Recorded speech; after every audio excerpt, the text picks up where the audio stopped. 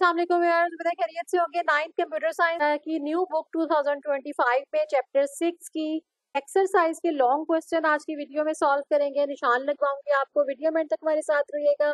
Channel पे नए तो चैनल को सब्सक्राइब कर लें, बेल आइकन को ऑल नोटिफिकेशन पे सेट कर लें ताकि हर नई वीडियो आपको सबसे पहले मिले। तो स्टार्ट करते हैं जी। पहला क्वेश्चन है, discuss the objective of the computer network and provide examples of how they facilitate resource sharing and data communication. इसके आंसर के लिए आपने आ जाना है पेज नंबर 100 के ऊपर। इस चैप्टर नंबर 6 का फर्स्ट पेज सबसे पहले आप लिखेंगे कंप्यूटर नेटवर्क की definition. A computer network is a system of link devices and computers that may exchange data and operate together. Right, यहाँ तक इसकी डेफिनेशन लिखने के बाद आपने नेक्स्ट पेज पे आ जाना है, पेज नंबर 1 के ऊपर। 101 पे है ji objectives of the computer network. इसके कौन कौन से हैं? रिसोर्स शेयरिंग है, data communication, connectivity and collaboration. यहाँ तक आपने 3 इसके जो है ऑब्जेक्टिव्स लिखने हैं और जो उसने एग्जांपल्स कहा है कि वो रिसोर्स शेयरिंग कैसे करता है और डाटा कम्युनिकेशन, तो ये एग्जांपल्स की हेडिंग देके आपने एक ये एग्जांपल हो गई रिसोर्स शेयरिंग की और ये हो गई डाटा कम्युनिकेशन की। तो इस तरीके से ये शॉर्ट क्वेश्चन आपका जो है लॉन्ग क्वेश्चन आपका जो है ये कंप्लीट हो जाएगा। उसके बाद क्वेश्चन नंबर 2 है, in a simplex communication system, assume data is transmitted at the rate of 500 bits per second. Compute the time of transmit a message if it is of 10 kilobits. और number B है जी, it is of 10 kilobytes. Question number 2 के answer के लिए हमें थोड़ी सी calculations करनी पड़ेंगी। पहला इसका जो पार्ट है 10,000 बिट्स, यानी 10 के बिट्स को कैसे सॉल्व करेंगे। गिवन क्या है जी, डाटा साइज है 10,000, 10K को जो है वो हमने इस फॉर्म में लिख लिया 10,000 बिट्स। ट्रांसमिशन स्पीड्स क्या है जी, 500 बिट्स पर सेकेंड और हम इसके ऊपर फार्मूला अप्लाई करेंगे, time is equal to total bits over bits per second. तो 10,000 डिवाइडेड बाय 500, तो ये आपका आंसर आ गया 20 सेकेंड। दूसरे पार्ट के लिए हमने लिखा जी 10 KB, दूसरा हमारा पार्ट था 10 किलो बाइट्स। तो इसको हम करेंगे क्योंकि 1 किलो जो बाइट है वो इक्वल टू होता है 1024 बाइट्स के। तो ये आ जाएगा 10 को मल्टीप्लाई करेंगे 1024 के साथ, तो आ गया 10,240 बाइट्स। और फिर हमने बाइट्स को बिट्स में कन्वर्ट किया क्योंकि एक बाइट जो है वो बराबर होती है 8 बिट्स के। तो 10,240 बाइट्स को कन्वर्ट किया 8 से मल्टीप्लाई करके, तो ये आया 81,920 बिट्स निकाल ली। अब हमने उसको बताया जी ट्रांसमिशन स्पीड जो है वो 500 बिट्स पर सेकेंड है। तो 81,920 को हमने डिवाइड कर दिया 500 से, तो ये हमारा आंसर आ गया 163.84 सेकंड्स के अंदर जो है वो हमारा कौन सा डाटा ट्रांसफर हो जाएगा, 10K किलो बाइट वाला जो है डाटा ट्रांसफर हो जाएगा। और जो नंबर 3 है ji, describe how data is transmitted across the computer network using packet switching and circuit switching. इस क्वेश्चन के आंसर के लिए पेज नंबर 102 पे आपने आ जाना है कि किस तरह से डाटा जो है वो ट्रेवल करता है स्विचेस के थ्रू, चाहे वो सर्किट स्विचेस हो या फिर आपका हो जी पैकेट स्विचिंग। तो ये जी यहाँ से आपने लिखना है, ये उसकी वर्किंग आ जाएगी कि switch is used at the data link layer which is called the layer 2 of the OSI model. It uses hardware address of the device called media access control MAC addresses or to forward the data to the correct device. When a data packet reaches at the switch, it reads the destination MAC address and sends the packet only to the device with that address rather than broadcasting it to all the devices. जबकि circuit switching में जो है, circuit switching type है network configuration की, जिसमें in which a physical path is obtained and dedicated to a single connection between two endpoints in the network for duration of the dedicated connection.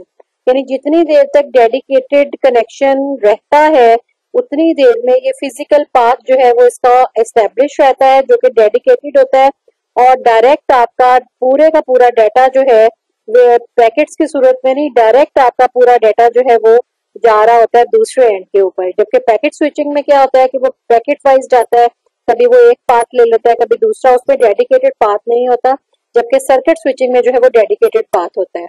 ये diagram में जैसे आपको नजर आ रहा है, ये आपका सोर्स पॉइंट है और ये डेडिकेटेड कनेक्शन जो है वो इस डेस्टिनेशन तक जा रहा है और इसके दरमियान में कोई रुकावट नहीं है। क्वेश्चन नंबर 4 है, discuss the role and importance of protocol in data communication, explain the function of key protocol such as TCP, IP, HTTP, DNS and DHCP.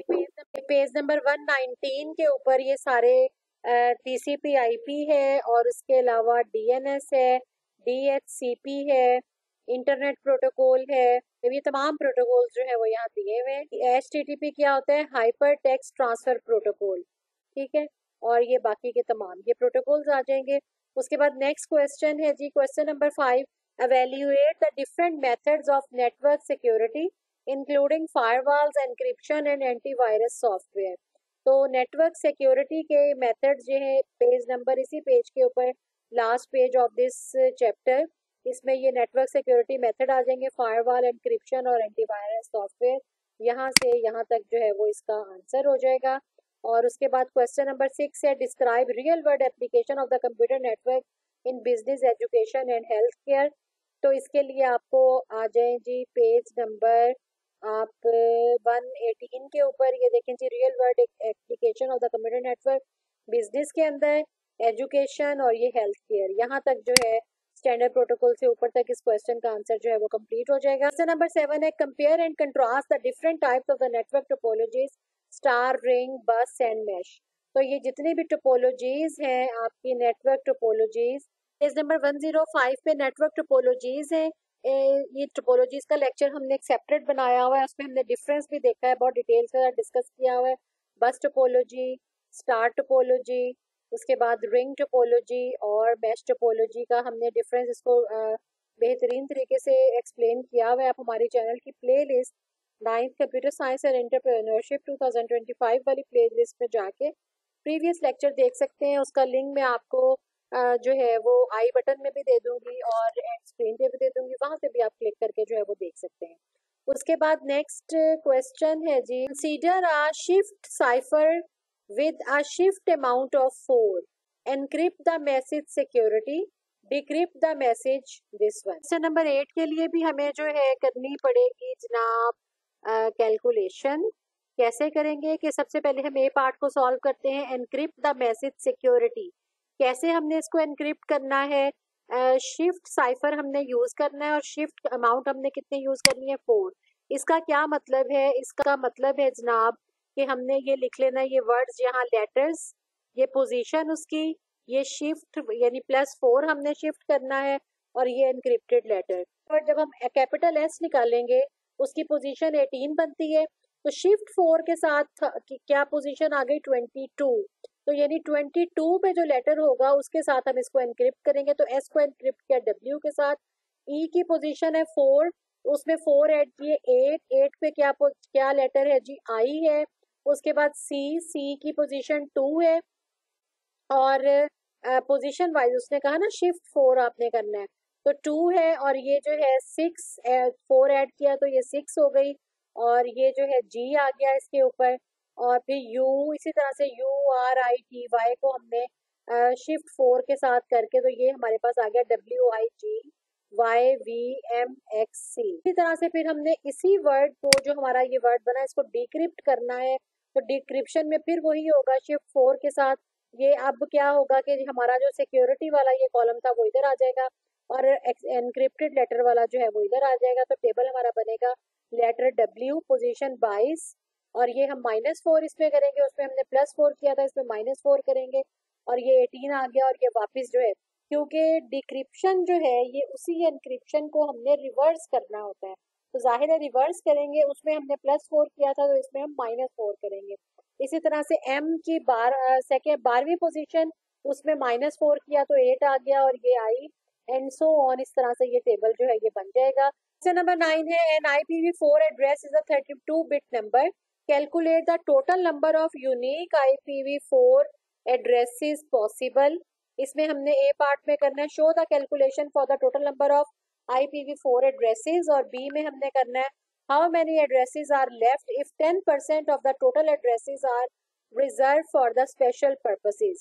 ये पेज नंबर 112 के ऊपर इसकी कैलकुलेशन आ जाएगी कि IPv4 जो है वो 4th वर्जन है, 32 बिट यूज करता है और तकरीबन अप्रॉक्सीमेटली 4.3 बिलियन जो है यूनिक एड्रेसेस को यूज कर सकते हैं। तो कैलकुलेशन उसकी कैसे करेंगे कि कितने हैं एग्जैक्टली, तो कैलकुलेट 2 रेज टू पावर 32 क्योंकि 32 बिट्स एड्रेस स्कीम है।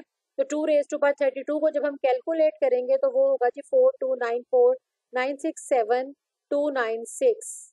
उसके बाद इसका 10% हमने निकालना है। ये वैल्यू थी हमारे पास 4294967296। इसका 10% हमने निकाला तो वो आ गया 429,496,729.6, राइट। तो अब हमने क्या करना है, उसने हमसे क्या पूछा हुआ है क्वेश्चन, अब how many addresses are left if 10% of the total addresses are reserve for the special purpose, यानी 10% हमने इसको जो है वो रिजर्व कर दिया। कितने हमने रिजर्व कर दिए, दिस वन, राइट। तो उसके बाद हमारे पास बाकी कितने रह गए, उसके बाद हमारे पास रह गया जी ये टोटल अमाउंट में से माइनस ये वाले माइनस किए, 10% इसमें से माइनस किया तो हमारे पास बाकी बचे 3865470566.4।